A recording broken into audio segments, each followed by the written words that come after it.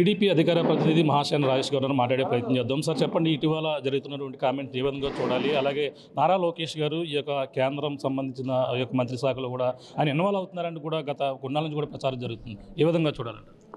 Sir, నిజానికి YCP అంటేనే fake ప్రచారాల factory అది. ఈరోజు జరిగిన సంఘటనని ఎవరో ఒక హిందీ జర్నలిస్ట్ గారు ఆయన అడిగారు, అవును లోకేష్ గారు ఏ కెపాసిటీతో ఆయన చేస్తున్నారు అన్నది. దానికి మా పార్టీ అధికార ప్రతినిధి గారు క్లియర్గా చెప్పారండి అక్కడ. కానీ వైసీపీ దాన్ని తీసుకుని వచ్చి ఇదిగో లోకేష్ గారు కేంద్ర ప్రభుత్వ శాఖల్లో కూడా ఇన్వాల్వ్ అయిపోతున్నారు, ఆయనకి ఏ హక్కు ఉంది, ఆయనకి ఏ అధికారం ఉంది అన్నారు. ఏమండి, ఈ రోజున ఈ రాష్ట్రానికి 3 కేంద్ర మంత్రి పదవులు వచ్చాయంటే దానికి కారణం, దానిలో ముఖ్య పాత్ర నారా లోకేష్ గారిదండి.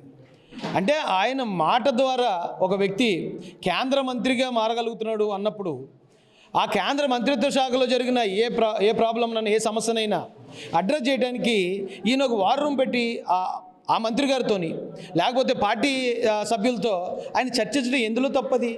ఇప్పుడు ఆ కేంద్ర విమానయాన శాఖ అనే దాన్ని తెలుగుదేశం పార్టీకి మోడీ గారు కేటాయించారు. అక్కడ రామ్మోహన్ నాయుడు గారు అనే ఒక యువ నాయకుడు, తెలివైన నాయకుడు, నిజాయితీపరుడైన నాయకుడిని నారా లోకేష్ గారే పెట్టారు. పెట్టినప్పుడు ఖచ్చితంగా దాని మీద బాధ్యత తీసుకోవాల్సిన ఆవశ్యకత నారా లోకేష్ గారి మీద ఉంటుంది కదా. అప్పుడు మోడీ గారు కూడా ఏమంటే ఇక విమానయాన శాఖ మీకే ఇచ్చాం తెలుగుదేశం పార్టీకి, దాని మీద లోకేష్ గారు మీరు ఏం చర్యలు తీసుకున్నారు ఏంటని అడిగే అవకాశం కూడా ఉంది కదా.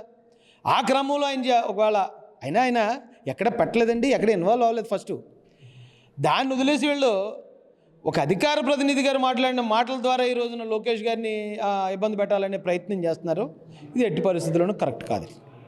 ఇంకా ఎలా చూడాలంటే ప్రధానంగా చూసుకుంటే ఇప్పుడు ఇండిగో సంక్షోభం పక్కన జరుగుతున్న నేపథ్యంలోనే గతంలో లోకేష్ గారు కావచ్చు, పవన్ కళ్యాణ్ కావచ్చు ఎక్కువ విమానాల్లోనే తిరుగుతున్నారు, గాలిలోనే తిరుగుతున్నారు, వీటికి ఎక్కువ ఖర్చు చేస్తున్నారని కూడా ఒక ప్రచారం కూడా జరుగుతుంది. దాన్ని నేను ఓపెన్ ఛాలెంజ్ చేస్తున్నానండి.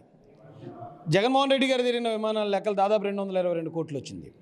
లోకేష్ గారు ఏదో విమానాల్లో తిరుగుతున్నారు, హెలికాప్టర్లో తిరుగుతున్నారు అంటారు కదా. ప్రజాధనాన్ని ఆయన ఎక్కడ ఉపయోగించాడు? ఒక ఆధారం పట్టుకుని రమ్మనండి, ఒక ఆధారం పట్టుకుని వాళ్ళు చూపించమనండి, ఇక పలానా చోట ఇలా జరిగిందని. ఖచ్చితంగా అప్పుడు వాళ్ళు ఏం చేయమంటే చేయడానికి తెలుగుదేశం పార్టీ నుంచి మాలాంటి వాళ్ళు అందరూ సిద్ధంగా ఉంటాం. ఆధారం చూపించమనండి. ఎందుకంటే ఫేక్ మాటలు మాట్లాడతారు వాళ్ళు బాబాని హాలో లేపేసుకుని నారా చంద్రబాబు నాయుడు గారు లేపేశారన్న మనుషులు వాళ్ళు. అలాంటి అబద్ధాలు, నిజంగా ఒక అబద్ధం ఒకసారి చెప్తేనే మనిషిని ఎవరిని నమ్మడండి, తెలుగుడు ఎవడని. కానీ పదే అబద్ధాలు చెప్పుకుంటూ వెళ్తారు. మరి వాళ్ళు ఏం బతుకో నాకు అర్థం కావట్లేదు. మెగా పేరెంట్స్ మీటింగ్ పెట్టి ఆ యొక్క మీటింగ్లోనే చిన్నపిల్లలు ఏదైతే విద్యార్థులకి రాజకీయాలు మాట్లాడుతూ జగన్ గారిపై ఆ యొక్క దుర్భాషలు ఆడుతున్నారని కూడా చెప్పుకొస్తున్నారు. నారా లోకేష్ గారు దుర్భాషలు ఆడడం మేమైతే ఎప్పుడు వినలేదండి. ఒకవేళ ఆయన జగన్ గారు గతంలో చేసిన దాని గురించి ఏమైనా ప్రస్తావించారు, మేమైతే నేను మాత్రం చూడలేదు. ఇప్పుడు మీరు చెప్తే విన్నాను అంతే. కానీ అదే జగన్ గారు పిల్లల కోసం కార్యక్రమాలు ఏదో మేము విద్యాదీవెన ఇస్తున్నాం లేకపోతే అమ్మఒడి ఇస్తున్నాం అని చెప్పి మీటింగులు పెట్టి వేలాదిగా పిల్లల్ని బలవంతంగా తరలించి పిల్లలందరినీ కూర్చోబెట్టి భార్యల గురించి సంసారాల గురించి మాట్లాడిన చరిత్ర జగన్మోహన్ రెడ్డి గారిది.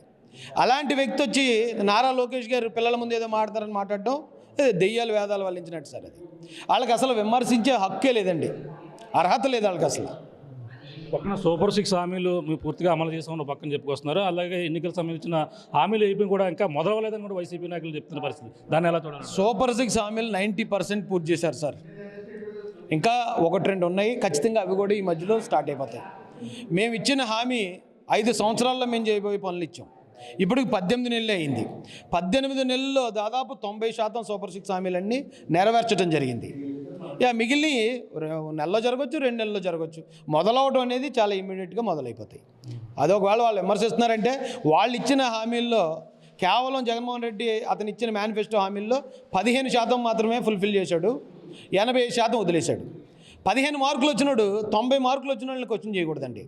తెలుగుదేశం పార్టీ 90% సూపర్ 6 హామీలు నెరవేర్చారు. అందుకే ఈ రోజున ప్రజలు చాలా హ్యాపీగా ఉన్నారు. ఇప్పుడు జగన్మోహన్ రెడ్డి హయాంలో ప్రజలు రోడ్డు ఎక్కేవారు, గవర్నమెంట్ అధికారులు రోడ్డు ఎక్కేవారు, టీచర్స్ రోడ్డు ఎక్కేవారు.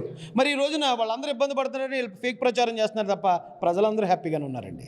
ఇప్పుడు ప్రభుత్వ మెడికల్ కాలేజీని ప్రైవేటీకరణ చేసేందుకు ఒక పక్కన ఆ ఉద్యమం కోటి సంతకాల సేకరణ చేస్తూ వైసీపీ పక్కన ఉద్యమం చేపడుతుంది.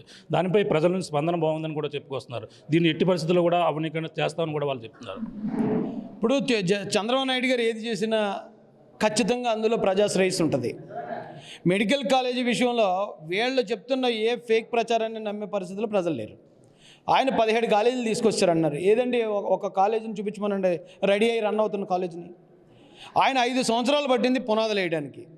ఆయన చేసినట్టే చేయాలంటే ఖచ్చితంగా 15 సంవత్సరాలు 20 సంవత్సరాలు పడుతుంది ఇది జరగాలంటే. అందుకని చంద్రబాబు నాయుడు గారు ప్రైవేట్ పార్ట్నర్షిప్ అండి, ప్రైవేట్ పార్ట్నర్షిప్తో అది ఒక ఆల్మోస్ట్ ఒక లీజ్ లాంటిది. 30 సంవత్సరాల తర్వాత అది మళ్ళీ గవర్నమెంట్ ఆస్తులు అవుతాయి. ఈ 30 సంవత్సరాల్లో గవర్నమెంట్ సపోర్ట్తో ప్రైవేట్ వాళ్ళ దీంతో ఇమ్మీడియట్గా స్టార్ట్ అయితే జగన్మోహన్ రెడ్డి గారు లేకపోతే గవర్నమెంట్ ఇప్పుడు దాకా ఉన్న గవర్నమెంట్ కాలేజీల కన్నా కూడా దాదాపు 200 మెడికల్ సీట్లు ఎక్కువ వస్తున్నాయి దీనిలో. మెడికల్ కాలేజీలు ఆయన ప్రైవేట్ చేసేస్తున్నాడు, ప్రైవేట్ వాళ్ళకి అమ్మేస్తున్నాడు అని చెప్తున్నారు. ఇదే మెడికల్ కాలేజీల్లో ఇప్పుడు చంద్రబాబు నాయుడు గారి మోడల్లో ముందుకెళ్తే మల్టీ స్పెషాలిటీ సర్వీసులు కూడా పేదలకు ఫ్రీగా అందించబడుతుంది. ఇప్పటి వరకు మనం ఒక ఆరోగ్యశ్రీలో ఒక ఆపరేషన్ చేయించుకోవాలి సార్, ఎవరు చేయించుకుంటున్నారండి గవర్నమెంట్ హాస్పిటల్లో? అందరూ కూడా ఈ అపోలోకి వెళ్ళిపోవాలి, లేకపోతే ఇంకో పెద్ద హాస్పిటల్లోకి వెళ్ళాలని చూస్తున్నారు కదా.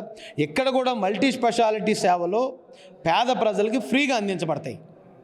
ఇంకా అది ఏమీ చూడకుండా ఇక ప్రైవేట్ చేసేస్తున్నారు, అమ్మేస్తున్నారని చెప్పి ప్రజల్ని భయాందోళనకు గురి చేస్తున్నారు, ప్రజల్ని తప్పుదారి పట్టిస్తున్నారు. అంటే ఇలా అన్ని ఫేక్ ప్రచారాలే. ఆ ఫేక్ ప్రచారాల్లో ఇదో ఫేక్ ప్రచారం. ఇక ఏది లేక సాకు, మేము 1 కోటి మందితో సంతకాలు పెట్టేస్తున్నావు, 2 కోట్ల మంది ఏమని పెట్టెత్తున్నావు నువ్వు సంతకాలు? ఏం చెప్పి పెట్టెత్తున్నావు? ఎవరా 2 కోట్ల మంది? ఎవరు ఎక్కడున్నారు నీకు? వాళ్ళు పెడుతున్నారా, దొంగ సంతకాలు పెడుతున్నారు, ఎవరికి తెలుసు? వాళ్ళు ఇచ్చే సంతకాలు చూపిస్తారండి. అంతా కూడా fake fake fake.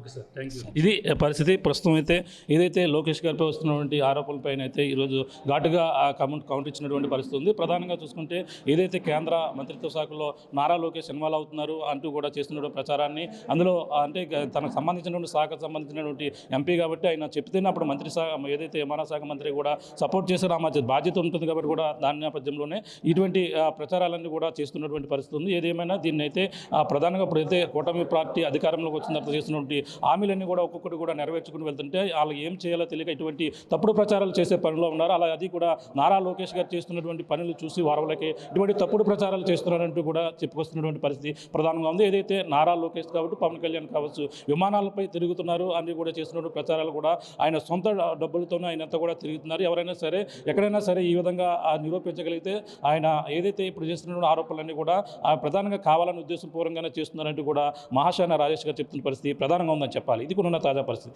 Camera అనిల్తో Prakash, RTV, Kakinada నుంచి. చరిత్ర సృష్టించినోడు ఇప్పుడు ఆ చరిత్రని తిరగరాయబోతున్నాడు. అబద్ధాల గోడల్ని బద్దలు కొట్టి నిజాలను రాగా మీ ముందుంచబోతున్నాడు. నిజమైన వార్తల కోసం వెంటనే డౌన్లోడ్ చేసుకోండి రా యాప్ని.